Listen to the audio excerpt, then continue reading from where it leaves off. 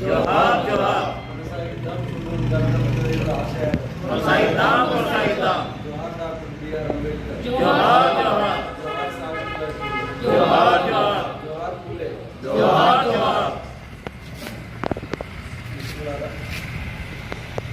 చుండూరు దళిత ముఖ్యులు గద్దర్ కార్మికులకు నివాళులర్పిస్తూ జరుపుతున్న ఈ సమావేశం ముఖ్య ఉద్దేశం దళిత క్రైస్తవులకు రిజర్వేషన్లు ఎస్సీ హోదా ఉంచాలని సుప్రీంకోర్టు గత మార్చిలో ఇచ్చినటువంటి తీర్పును అది రాజ్యాంగ వ్యతిరేకం అని ఈ సమావేశం జరుపుకుంటున్నాం. మనందరికీ తెలుసు గద్దర్ గురించి కానీ లేదా చుండూరుకు సంబంధించి కానీ వేదనికరణ గారి గురించి కానీ తెలుసు. మనకు పరిచయం అక్కరు లేని పేరు, తెలియని మనకు చర్చించుకోవాల్సిన అవసరం లేని పేరు గద్దర్ అన్న. చుండూరు గురించి కూడా బహుశా చాలామందికి తెలిసి ఉంటుంది. ఇప్పటికి 34 సంవత్సరాలు కావస్తుంది. సో ఆ కారంచేడు చుండూరు మృతవీరుల దళిత మృతవీరుల త్యాగ ఫలితమే మనం నేడు అనుభవిస్తున్న ఎస్సీ ఎస్టీ అట్రాసిటీ యాక్ట్. ఆ ఎస్సీ ఎస్టీ అట్రాసిటీ యాక్టులో కేవలం మాదిరినే కాదు దళిత క్రైస్తవులు కూడా అమరులయ్యారు. కానీ ఈరోజు వాళ్ళకే అది ప్రమాదంగా మారిన స్థితిలో మనం ఈ సమావేశం జరుపుకుంటున్నాం.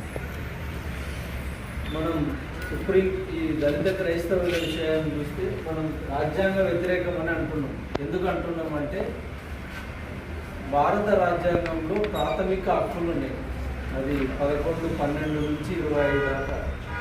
అందులో ఒక హక్కు, ఒక ఆర్టికల్ 25 అని ఉంటుంది. అంటే అది ఎవరు ఏ మతాన్నైనా విశ్వసించవచ్చు, ఆ మతాన్ని ప్రచారం చేసుకోవచ్చు అని ఒక భారత రాజ్యాంగం చెప్తుంది. కాబట్టి ఇట్లా దళిత క్రైస్తవులకు ఎస్సీలు మేము మతం మారిండ్రు కాబట్టి మీకు రిజర్వేషన్లు లేవు అని చెప్పడం సుప్రీంకోర్టు అది రాజ్యాంగ వ్యతిరేకమని మనం రాసినాం.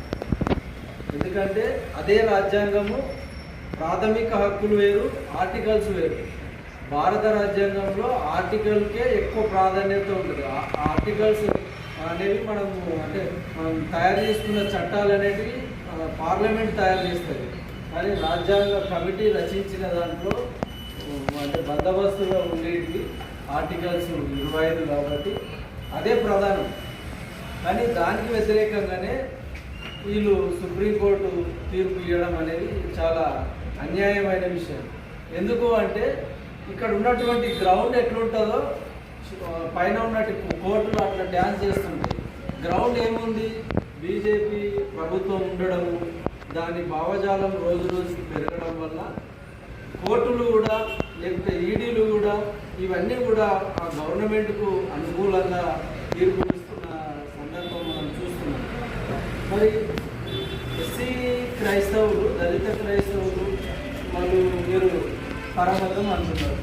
పరమతం లేకపోతే విదేశీ మతము, మీ పుణ్యభూమి ఇదే ఉండొచ్చు, మీ పితృభూమి మాత్రం ఇది కాదు, మీ సొంత భూమి ఇది కాదు. కాబట్టి మీకు ఇక్కడ రిజర్వేషన్లు లేవని చెప్పి ఆర్ఎస్ఎస్ దాని అనుబంధ సంస్థలు చెప్తున్నారు. మరి ఇక్కడ ఉన్నటువంటి ఇప్పుడు చాలామంది మన వాళ్ళు అందరూ చెప్పారు, ఒక మనిషి అస్తిత్వం ఇంపార్టెంట్. ఒక మనిషి ఎవరైనా కానీ ఫలానా అని చెప్పాలంటే గోవిందు అని చెప్తే ఆయన ఎవరు, ఎక్కడ పుట్టిండు, ఏ కాలనీలో పుట్టిండు, ఏ మతంలో పుట్టిండు, ఏ కులంలో పుట్టిండు అనేది చూస్తారు తప్ప ఆయన ఎంత ధనవంతుడైనా, ఎంత పేదరికంలో అనుభవించినా, ఎంత పెద్ద రాజకీయ నాయకుడైనా ఆ కులం అస్తిత్వం అనేది ఎన్నటికీ మారదు. అది మనం చాలా సందర్భంలో పెద్ద రాజకీయ పార్టీలకు సంబంధించిన వాళ్ళను బహుశా మన ప్రస్తుత రాష్ట్రపతిని కొన్ని సందర్భంలో గుళ్ళలోకి రాని పరిస్థితులను కూడా చూస్తున్నాము. ఎందుకు చూస్తున్నాము అంటే అక్కడ కులమే ప్రధానం. మన ఊర్లో ఒక పెద్ద లీడర్ తయారైతే ఆయన ఎవరు అంటే ఆయన ఫలానా అని చెప్తాం. ఇప్పుడు ఎంత పెద్ద లీడర్ ఉండని ఏది ఉన్నా కూడా ఎందుకు ఇక్కడ కారణం కులం తక్కువ ఉండడం వలన, కింది కులం కావడం వలన మనం కులానికి ఉన్నటువంటి ప్రాధాన్యత వల్ల వాళ్ళు ఎస్సీలు అయినా, బీసీలు అయినా, ఓసీలు అయినా, ఎస్టీలు అయినా వాళ్ళు అట్లనే చూడబడతారు ఈ సమాజం చేత. కాబట్టి అట్లాంటి వాళ్ళకు ఖచ్చితంగా క్రైస్తవులని కాదు, ఎస్సీ ఎస్టీ అట్రాసిటీ ఇవన్నీ ఉండాలని చెప్పి మనం మాట్లాడాల్సిన అవసరం ఉంది. ఎందుకు ఉంది? వాళ్ళు ఇప్పుడు ఏమంటున్నారు చర్చ, మీరు క్రైస్తవుల్లోకి పోయారు, ఇతర మతాల్లోకి పోయారు, మీరు బీసీసీ సర్టిఫికేట్ తీసుకోమన్నారు. మరి బీసీసీ సర్టిఫికేట్ తీసుకుంటే బీసీలు దళిత క్రైస్తవులను వాళ్ళతో పాటు సమానంగా చూడగలుగుతారా? చూడలేదు. పోనీ వీళ్ళ ఇల్లు వాళ్ళ మధ్యలో కట్టనిస్తే ఏ గ్రామం అయినా అనుమతిస్తుందా? దళిత క్రైస్తవులు బీసీ వాడలలో పోయి ఇల్లు కట్టుకొని మీరు ఉండండి, మీరు క్రైస్తవులు, మీకు బీసీసీ సర్టిఫికేట్ వచ్చింది, మీరు ఎస్సీ వాడలో వెలివాడలో బీసీ వాడలో ఉండాలంటే బీసీలు కానీ సమాజం కానీ అనుమతిస్తుందా? చివరికి చనిపోయినప్పుడైనా ఆ శవాలను తీసుకుపోయి బీసీలో పెట్టే వందల మధ్యలో పెట్టాలంటే అనుమతిస్తుందా ఈ నిచ్చెన మెట్ల పునర్వ్యవస్థ అని మనం అడగాల్సిన అవసరం ఉంది. ఇవేవి సాధ్యం కానప్పుడు మరి ఇది ఎట్లా సాధ్యమవుతుంది? ఎవరికి లేనిది దళిత క్రైస్తవులకి ఎందుకు పెడుతున్నారు? మతం మారినటువంటి ఎస్టీలకు ఎందుకు లేదు సమస్య? బీసీలకు ఎందుకు సమస్య లేదు? ఓసీలకు ఎందుకు లేదు? మతం మారిన 10% పుణ్యానికి తింటున్న అగ్రకులాలకు సంబంధించిన ఈడబ్ల్యూఎస్ రిజర్వేషన్లు తింటున్న వాళ్ళకి ఎందుకు లేదు? ఇవన్నీ వదిలేసి కేవలం ఈ దళిత క్రైస్తవుల మీదనే ఎందుకు పడుతున్నారు అంటే ఆ దళిత సమాజము ఒక చైతన్యంగా ఉంది. దాన్ని విచ్ఛిన్నం చేసి ఏదో ఒక ముక్కని తనకు అనుకూలంగా మార్చుకొని రాజకీయంగా ఓట్లు వేయించుకోవడం తప్ప ఇంకేం కాదని చెప్పి మనం అర్థం చేసుకోవాల్సిన అవసరం ఉంది. అవునన్నా కాదన్నా కారంచేడు తర్వాత 1985 కారంచేడు జరిగిన తర్వాత దళిత నాయకులు, దళిత ప్రజలు చాలా పెద్ద ఎత్తున ఉద్యమాలు చేసి ఆ సమాజంలో ఒక అవగాహనను, చైతన్యవంతాన్ని తీసుకొచ్చారు. ఇది మొత్తము మనవాద భావజాలానికి, బ్రాహ్మణ భావజాలానికి వ్యతిరేకంగా ఉంది. కాబట్టి ఈ సమాజాన్ని విచ్ఛిన్నం చేయాలనే కుట్రతోన, రాజకీయ ఆంక్షతోన, ఓట్ల కోసం ఇది హిందూ దళితులు దళిత క్రైస్తవులకు మధ్యలో చిచ్చు పెట్టింది మన బీజేపీ ప్రభుత్వం అని మనం అర్థం చేసుకోవాల్సిన అవసరం ఉంది. తప్పితే మనం ఎక్కడ భయపడాల్సిన అవసరమే లేదు. ధైర్యంగా మనకు రాజ్యాంగం ఇచ్చినటువంటి దాన్ని అడగాల్సిన అవసరం ఉంది, మాట్లాడాల్సిన అవసరం ఉంది, ప్రశ్నించాల్సిన అవసరం ఉంది. ఇప్పుడు మీరు కేవలం ఈ మతం మారిండు, మీకు రిజర్వేషన్లు లేవని అంటున్నారు కదా, మరి ఇదే విషయాన్ని అగ్రకులాలకు ఎందుకు చెప్తలేరు? ఇంకొంతమందికి ఏమంటున్నారు, దళిత క్రైస్తవులు అంటే వాళ్ళు దళిత క్రైస్తవ అనే పదమే లేదు, వాళ్ళు క్రైస్తవులే కానీ దళితులు కాదని మధ్య చర్చల సోషల్ మీడియాలో చర్చ వస్తుంది. మరి దళిత క్రైస్తవులు అనే పదమే లేనప్పుడు దళితులు పాస్టర్లుగా ఉన్న చర్చల మీదనే దాడులు ఎందుకు జరుగుతున్నాయో కూడా చెప్పాల్సిన అవసరం ఉంది. ఎస్పెషల్లీ నువ్వు ఎక్కడైనా తీసుకో, దళిత క్రైస్తవ పాస్టర్ నడిపిస్తున్నటువంటి చర్చిల పైన ఎందుకు దాడులు జరుగుతున్నాయి? నీకు దమ్ముంటే కల్వారి టెంపుల్ మియాపూర్లో ఉంది కదా, పోయి దాడి చేయి. ఎవరు చేస్తున్నాడు సొంతం? ఏ కమ్మ పాస్టర్ నడిపిస్తున్న చర్చ్ మీద దాడి చేయి, ఏ రెడ్డి పాస్టర్ జరుపుతున్న చర్చ్ మీద దాడి చేయి, ఒక బీసీ నడిపిస్తున్న చర్చ్ మీద దాడి చేయలేడు. ఎందుకంటే ఇక్కడ కులమే ప్రధానం. వీళ్ళు అలుసుగా వచ్చిండ్రు, తన్నించుకుంటారు, సముద్రం చచ్చిపోతారు కాబట్టి దాడులు చేస్తున్నారు. కాబట్టే మనము అడగాల్సిన అవసరం ఉంది. మేము దళితులమే, మాకు ఎస్సీ క్రైస్తవంలోకి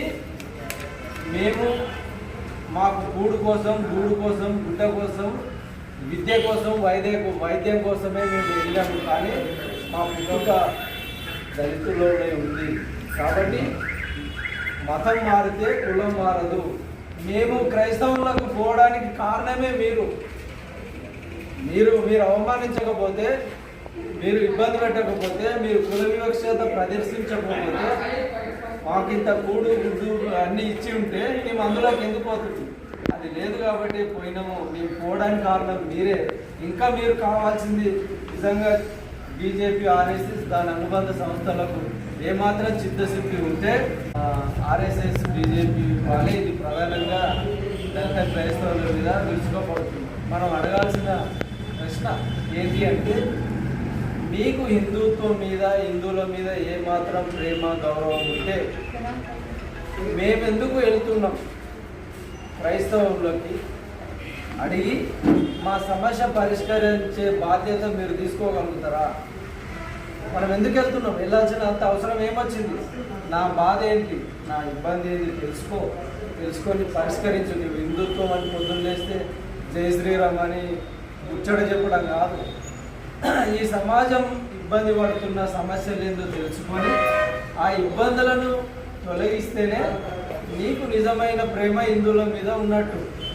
కానీ అది జరగదు పని, అది చేయలేరు వాళ్ళు. కేవలం మతం ఆధారంగా కుదిరినప్పుడు దళితులకు, ముస్లింలకు లొల్లి పెట్టడం, దళితులకు, క్రైస్తవులకు లొల్లి పెట్టడం, ఇట్లా రెండు వర్గాల మధ్య మతం పేరుతో, కులం పేరుతో చిచ్చు పెట్టి దాంట్లో నుంచి ఓట్లు వేయించుకోవడం తప్పిస్తే ఇంకో పనే లేదనే విషయాన్ని కూడా మనం అర్థం చేసుకోవాలి. నిజమే కదా. వాళ్ళకు మనం హిందువులమని తెలుసు, మనం అందరము పోయిన వాళ్ళమంతా హిందువులము అన్నప్పుడు మనం ఎందుకు వస్తున్నాం? పోనీయకుండా ఆపే అవకాశము అధికారంలో ఉన్నటువంటి, ప్రభుత్వంలో ఉన్నటువంటి నీకు ఉన్నప్పుడు మరి నువ్వు ఎందుకు ఆ బాధ్యత తీసుకోవు? అది తీసుకోకుండా మనల్ని ఎలగొట్టినాక మళ్ళీ ఊపుకుంటావా? నీకు రిజర్వేషన్ లేదంటున్నావు అంటే ఇక్కడ ఉంటేనేమో ఉండనిస్తా లేవు, అక్కడ పోతేనేమో రిజర్వేషన్లు తీసేస్తా అని చెప్పి బెదిరిస్తున్నాడు. కాబట్టి మనం ధైర్యంగా నిలబడాల్సిన అవసరం ఉంది. ఇక్కడ సమావేశం పెడదామని మేము వారం రోజుల నుంచి గోవిందన్న మేమంతా ప్లాన్ చేసుకొని ప్రయత్నం చేస్తున్న సందర్భంలో నొప్పి వచ్చిన వాళ్ళకు, జ్వరం వచ్చిన వాడికి, దెబ్బ తగిలినోడు కప్పి కట్టించుకోవాలి కదా. మరి నొప్పి ఉన్న వాళ్ళు ఎవరు? దళిత క్రైస్తవులకు నొప్పి. మరి వాళ్ళు ముందుకు వచ్చి మేము మాలాంటి వాళ్ళ సంఘాలు మేము మద్దతు తెలుపుతామన్నప్పుడు వాళ్ళు ముందుకు వచ్చి ఈ సమావేశం జరిగే, అట్లా కాకుండా వాళ్ళు ఇంకొక కారణం కూడా ఏంటంటే, ఇందాక మన మిత్రులు ఈ ఆర్ఎస్ఎస్, బీజేపీ వాళ్ళు గతంలో దాడి చేశారు, ఇప్పుడు కూడా ఏమైనా చేస్తే ఏమైనా అవుతుందేమనే భయంతో కూడా కారణంగా ఉన్నారు. కానీ ఇట్లా ఎన్ని రోజులు మనం భయపడి బతకగలుగుతాం అనే విషయాన్ని కూడా మనమందరం కూడా ఇక్కడ ఉన్నటువంటి స్థానికంగా ఉన్నటువంటి సంఘాల నాయకులు కానీ మనం కానీ మనకు పరిచయం ఉన్న వాళ్ళతో కూడా ఈ అంశాన్ని చర్చించాలి. ఇది చాలా సంక్లిష్టమైనది, చూడడానికి ఈజీగా ఉంటుంది, మేము మాట్లాడడానికి ఈజీగా ఉంటుంది, కానీ అది గ్రౌండ్లోకి వెళ్తే దాని వేర్లు బలంగా ఉన్నాయి, రకరకాలుగా ఉన్నాయి. బాధ ఉన్న వాళ్ళే దీన్ని ట్యాబ్లెట్ వేసుకోవాలన్నట్టు వాళ్ళ నుంచి స్పందన వస్తే మనం మనం వాళ్ళకు ఒక ఉత్తేజాన్ని, చైతన్యాన్ని తీసుకురావడం కోసం మనం నిలబడతాం. కానీ వాళ్ళు కూడా పనిచేయాల్సిన అవసరం కూడా ఉంది. ఇక్కడ ఇంకా ఇంటర్నల్ విషయాలు కూడా చాలా ఉన్నాయి, అవన్నీ మనం ఎక్స్టర్నల్గా చెప్పలేము. కానీ మొత్తంగా దళిత క్రైస్తవులకు రిజర్వేషన్లు ఇవ్వాలని, ఎస్సీ హోదా కల్పించాలని, అది ప్రస్తుతం జరుగుతున్నటువంటి పార్లమెంటు సమావేశంలోనే ఆ ప్రయత్నం జరగాలని చెప్పి మనం మాట్లాడాల్సిన అంత అవసరం కూడా ఉంది. ఇకపోతే మనము ఈ దళిత క్రైస్తవులకు ఇప్పుడు వాళ్ళు సుప్రీంకోర్టు తీర్పు ఇవ్వడానికి గల కారణాలు 1950లో ఒక ఆర్డర్ ఉంది, 1950 ఆర్డర్. అది హిందువులకు మాత్రమే రిజర్వేషన్లు అని ఉంది. మనం అదొక్కటే పట్టుకొని ఈ ఆర్ఎస్ఎస్, బీజేపీ వాళ్ళు మాట్లాడుతున్నారు. లేకపోతే కోర్టు కూడా ఈరోజు దళిత క్రైస్తవులకు 1950 ఆధారంగానే ఇచ్చింది. ఆ 1950 ఆర్డర్కి ముందు బాబు బహుశా రాజేంద్ర ప్రసాద్ రాష్ట్రపతిగా ఉన్నప్పుడు 1930లో కూడా ఒక బ్రిటిష్ ప్రభుత్వం ఉన్నప్పుడు ఒక ఆర్డర్ ఉంది. అది కూడా అప్పుడేముంది, అప్పుడు ముస్లింలు, క్రైస్తవులు, దళిత క్రైస్తవులు మాకు వివక్ష, అవమానాలు, అంటరానితనం లేదు, ముస్లింలు మాకు కూడా వివక్ష ఇవన్నీ లేవు, కాబట్టి మాకు చట్టం వద్దన్నారు. కాబట్టి దానికి అట్లే రాసింది. దాని తర్వాత 1950 ఆర్డర్ సేమ్ అప్లై చేసిండ్రు, కానీ పార్లమెంట్లో దాన్ని ఏమైనా మార్చడం చేయడము అంటే ప్రస్తుత పరిస్థితులకు తగ్గట్టుగా దాన్ని మార్చడం లాంటివి ఏమి చేయకుండా అట్లే పెట్టడం వల్లనే ఇది ఇప్పుడు వాళ్ళకి పెద్ద సమస్యగా మారి మొత్తం సమాజాన్ని ఇబ్బంది పెడుతుంది. కాబట్టి ఇప్పుడు మేమేమంటున్నామంటున్నారు వాళ్ళు బీజేపీ కోర్టు కానీ మీరు బీసీసీ తీసుకుంటే అంటున్నారు. బీసీసీలో ఏముందండి? ఇందులో నీకు ఎస్సీ ఎస్టీ అట్రాసిటీ చట్టం ఉంది. ఇందులో నేను ఎవరైనా విమర్శించినా అవమానించినా ఒక రక్షణ కవచం లాగా ఎస్సీ ఎస్టీ చట్టం ఉంది. విద్యలో ఉద్యోగంలో చదువుకుంటే కొంత వెసులుబాట్లు ఉన్నాయి. బీసీసీ సర్టిఫికెట్లు ఏముంటాయి? ఇప్పుడు ఇచ్చినటువంటి బీసీసీ కూడా అది ఓన్లీ ఒక జీవోనే.